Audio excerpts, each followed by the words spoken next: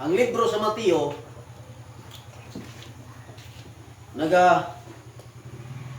ingon si Jesus Christ ngadto siya mga tinun-an diha sa chapter 6 verse 25. Nagingon ang pulong sa Ginoo ngadto sa mga katawhan, tungod niini sultihan ko kamo, ayaw kamo kabalaka unsay inyo kanon ug imnon aron kamo mabuhi, no? O sa inyong ibiste dili ba mas bilinhon pa man ang kinabuhi kaysa pagkaon ug ang lawas kaysa piste. Una nga tima na ko anigson is kanang gitawag na to ayaw kabalaka, no? O sa in English pa ato masabtan ni gamay, do not worried. Tama ba, pre? Sakto, no? pre. Oh. So kini mga kabalaka sa atong matag usa ka kinabuhi naa ni dili nimo wala, no? Tungod kay mga tao lamang taning kalibutana. Pero igsoon kung matinud-anon ka diya sa pagpangalagad sa Ginoo, no? Matud pa ni Jesus Christ nga ayaw kabalaka. Pero ingon ni Jesus Christ nga ayaw kamo kabalaka unsay inyong kanon ug imnon aron kamo mabuhi o sa inyong ibiste, no? Muna sa atong pagkinabuhi ni kalibutana karon nga pangalagad kita sa Ginoo, usahay mangita mo kita ani igsoon, no? Unsay atong ibiste, no? Unsay atong imnon, unsay atong kanon, no? Kay mga tao lamang tani kalibutana, no? Pero atong una-una igsoon nga kining mga butanga igahatag lamang kini sa Dios kung ikaw nagmatinud-anon ngadto kaniya. Amen. No? So, ayaw kabalaka, matod pa ni Jesus Christ, gingnan niya mga tinunan ni ini. Nga, ingon pa niya nga, sa verse 26, tanawa ang mga langgam.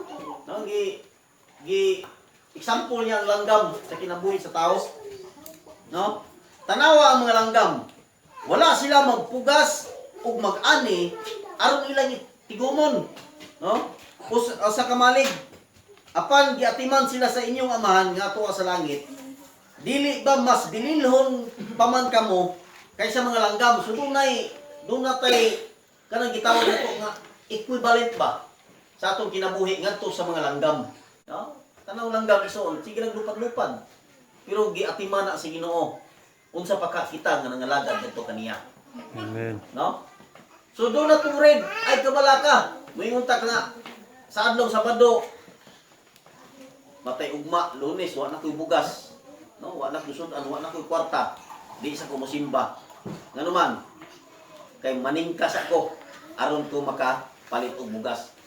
No?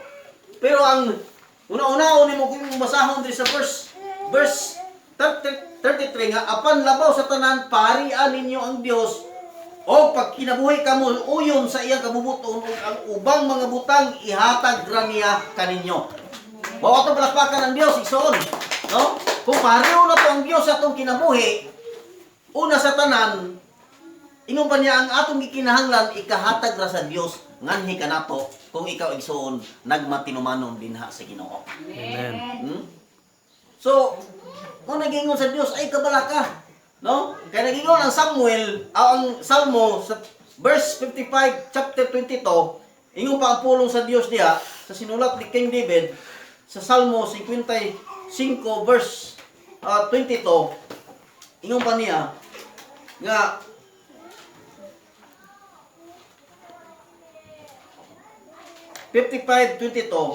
ingon pa ang pulong sa Dios kung ikaw dunay kabalaka, ingon pa niya itugyan kang Yahweh ang imong mga kabalaka ug lig-unon kaniya. No? Amen ba igsoon? Amen. Nagapasalig ang Dios, nagapasalig ang sulat ni King David nga itugyan kang Yahweh ang imong mga kabalaka ug lig-unon kaniya, dili gayud siya mutugot nga mabuntog ang mga matarong. Amo ni pasalig sa pulong sa Dios nga sinulat ni King David.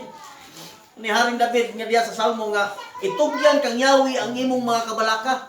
Kung nagsuon nga kung doon natay mga kabalaka usahay lagi dili na ta mga lagad sa Ginoo, di na ta makasimba sa adlaw Domingo nga naman. Kay dunay mo distract nganha sa imong una-una. Kining mga kabalaka, distraction ni usahay, distract ni kanimo igsoon. Dili na ka makahuna-una og simba. Mupugong ni nganha kanimo ang mga kabalaka. No? Nganuman, kay naa na si mo una-una, sao naman nako ani ron, no? Kay doon na kay mga kabalaka, but ingon ni Jesus Christ, ayaw, ayaw kabalaka, unsay imong kanon, unsay imong ibiste, kay ang Dios muhatag ra ni ana sa tanan nimo nga gikinahanglan. No? Ang balik na sa Mateo,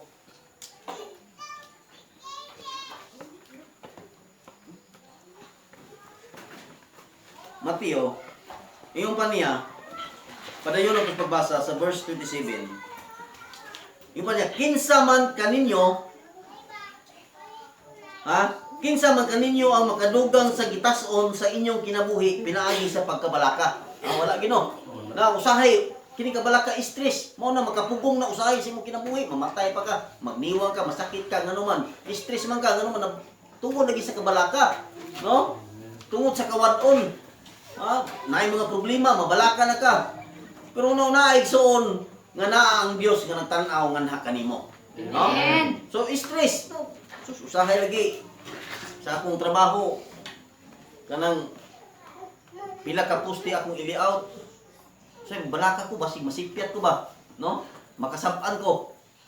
Kato yung primero na kung nalibman ko pre. Ako gihatagan sa layout. Sa oras masipyat di, piting ako agin akong problema. Siko guna-una, wa ko'y tarong tulog, ni aksyon ko kukuan. Saan ni? Moto nga, ang mabalaka mo ko. No? Ako masipyat na sala sa purman, ganun, yan, ipasukod na. No? Itugyan na to sa Ginoo ang atong kabalaka. No? So, usapan ni Ana, ison, pagka, karon lang simana, si tawag asawa nga, akong bata, gikalintura. No? Sige, nag-ampo na ako sa Ginoo nga Lord. Ikaw na'y bahala sa akong kabataan. Ikaw na'y bahala sa akong pamilya kay ako na ako nangitag kinabuyan. No?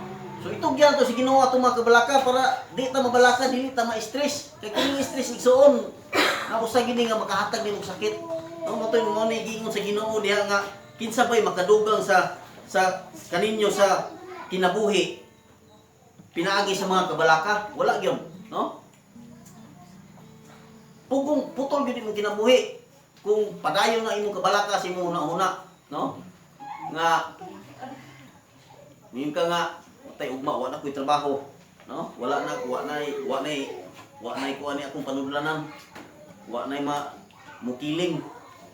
Na ato lang tan-awon igsoon hangad ta sa langit nga naa Jesus Christ. Nangitag andam na daan ug unsay imong gikinahanglan. Amen. Nagandam na daan. Na wala na magpasagad, no?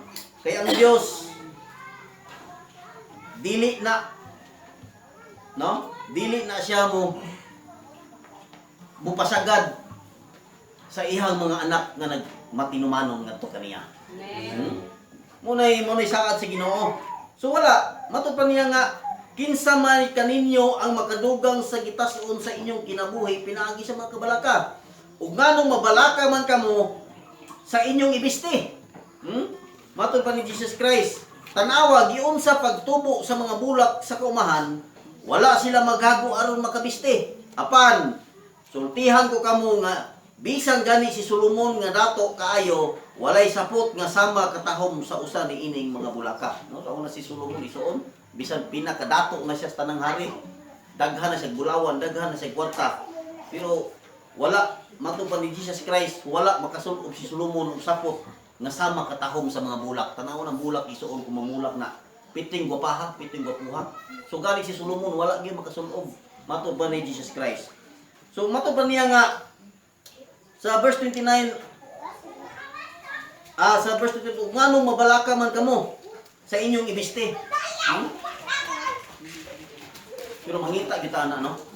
Sa atong ibiste, no?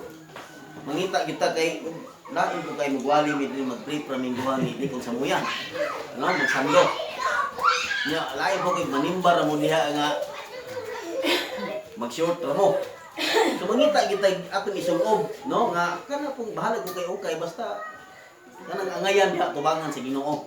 No, sao man ang mahalon og short nga pinapuo ko niya daghang buslot-buslot. No? Mo ni kasagaran karon sa mga kalibutanon nga naa sa kalibutan ng mga tao. No?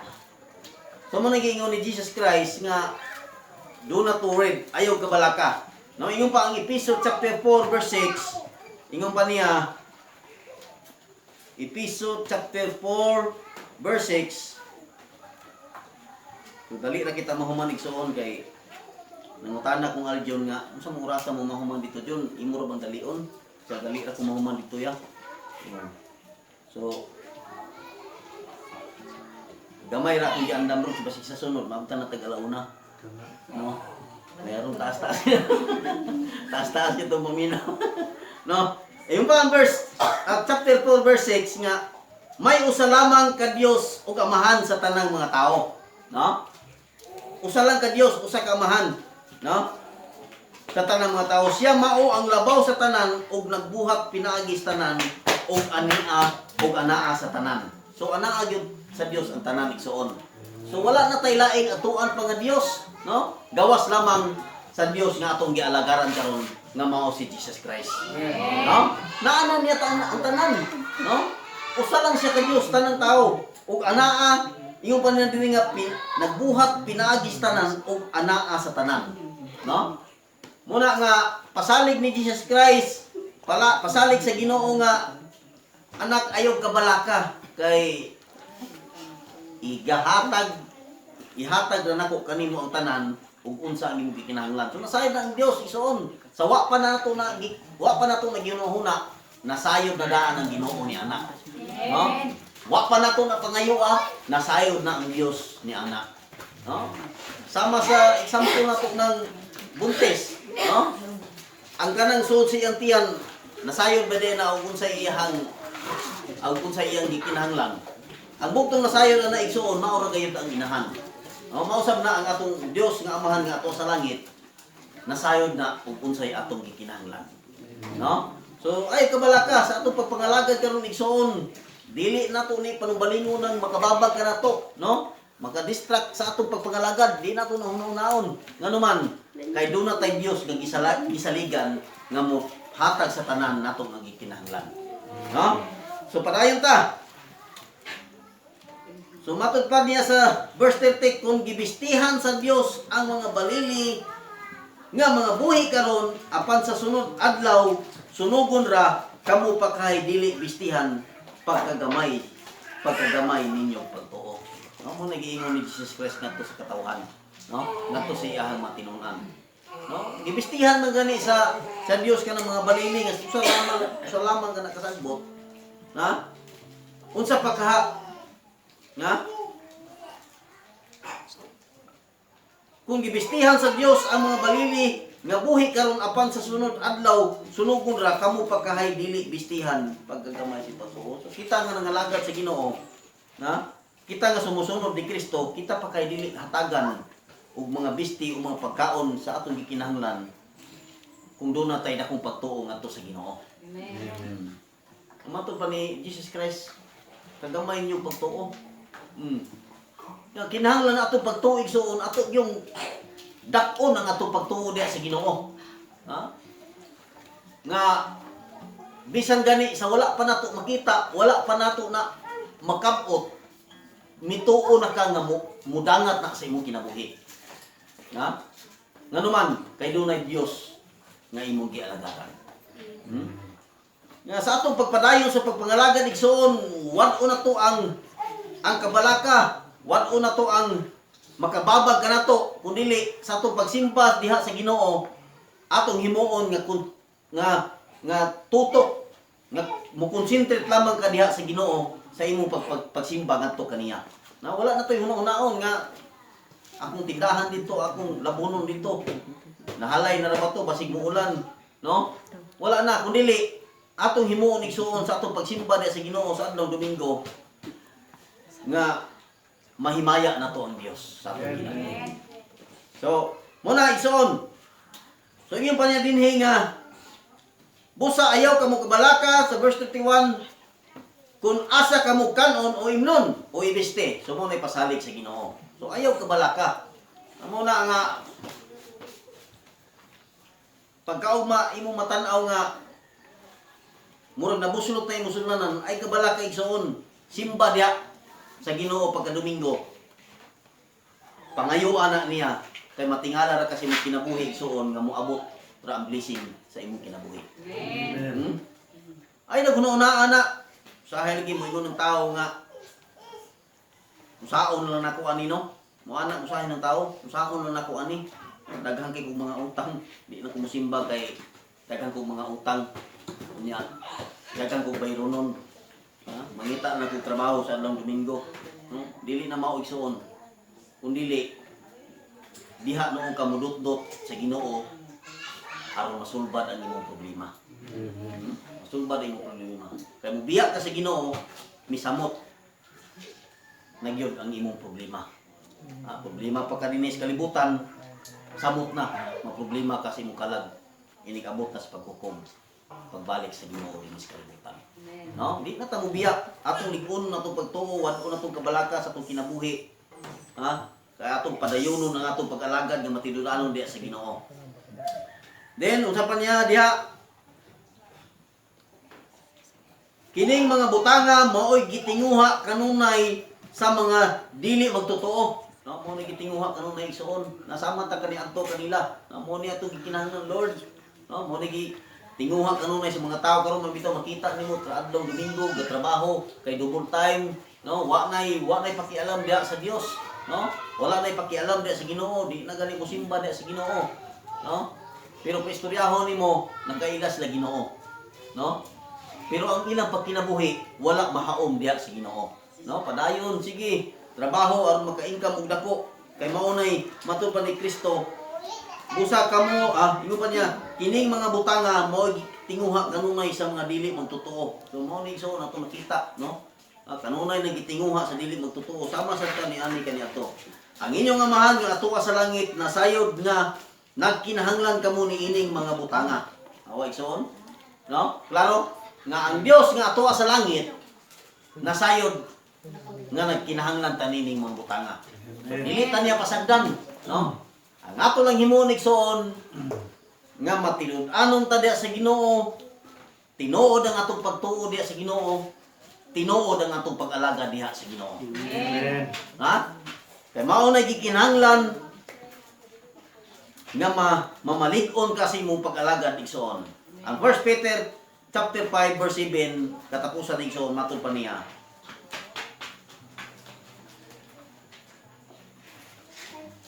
First Peter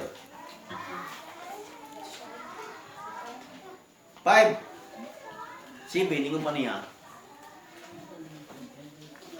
Itugyan kaniya ang tanan ninyo kabalaka kay siya nagatiman kaninyo. Amen ba igsoon? Amen. So ang atong mga kabalaka sa atong kasing-kasing, sa atong kinabuhi matupad ni sinulat ni sa unang Pedro, itugyan ngadto kaniya ang tanan ninyong kabalaka kay siya nagatiman kaninyo. So ang pulong sa Dios karon nagapadayon sa pagpahimangno kanato, nagapadayon sa paglig-on kanato ngang pulong kanunay natong nabati bisag kinsa lay nagwali ani batang atong himuon igsoon nga kanunay nato ning madunggan sa atong atong salabutan aron kita igsoon padayon nga mamalig-on sa atong pag-alaga diha sa Ginoo. No? Lig-on kanang dili ta matarog bisan unsa pay mga trials nga moabot sa atong kinabuhi. No? Dayon ta sa pagpangalagad nga matinud-anon kay ang Dios matud pa nasayod ang daan sa tanan nato nga gikinahanglan. Amen. Dalaygon ng Dios ug salamat sa inyong pagpaminaw